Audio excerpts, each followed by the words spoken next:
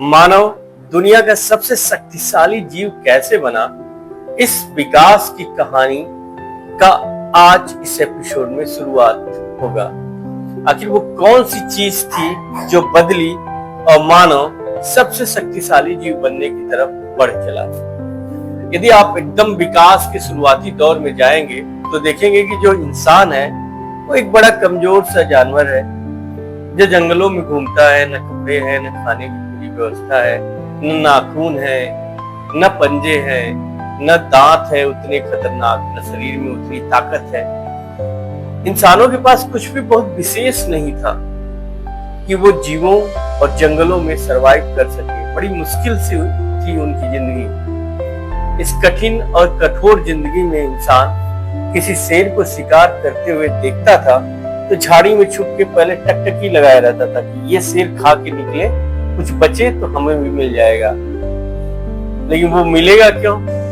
फिर एक लकड़बग्घा महोदय थे, वो पहुंच जाते थे। जो बचा कुचा शेर का रहता था वो भी खा के सफा चट कर गए। उसके बाद पहुंचता था इंसान, उसे मिलती थी रूखी सूखी हड्डियां। अब उस हड्डियों में क्या पचाए क्या खाए कुछ समझ ही नहीं आता था। इस व्यवस्था भरे माहौल में शायद किसी इंसान ने एक हड्डी को पटका होगा या उसको पत्थर दे मारा और हड्डी का एक सिरा टूट गया। फिर उसके अंदर से निकला बोन मैरो जो जूसी था, टेस्टी था, हेल्दी था। फिर क्या था? इंसानों ने तो एक तरीका पा लिया, एक तकनीक पा ली कि बची कुछ हड्डियां जिससे हम कुछ नहीं कर पाते थे, अब तोड़ के एक पत्थर की मदद से हम उससे जूसी बोन मैरो पा सकते थे। खाने को हर परिस्थिति में अब कुछ मिल सकता था। जो कमजोर था वो भी इंसान कुछ न कुछ खा सकता था, जो बूढ़ा था उसको भी कुछ न कुछ मिल सकता था। ये तकनीकी देखने में तो बड़ी छोटी, क्रूड और प्रिमिटिव था, लेकिन एक ऐसा इंसान जिसके पास अपने न तो नाखून थे, न पंजे थे, कुछ भी नहीं था, उस इंसान के पास अब एक तकनीक थी, अब एक सोच थी।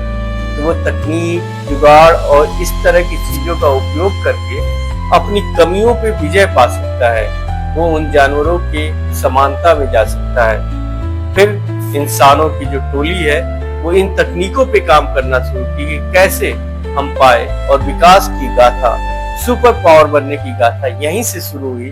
और आज संपूर्ण दुनिया पे कोई राज कर रहा है तो होमो सैपियंस राज कर रहा है। मिलते हैं अगले एपिसोड में। Thank you.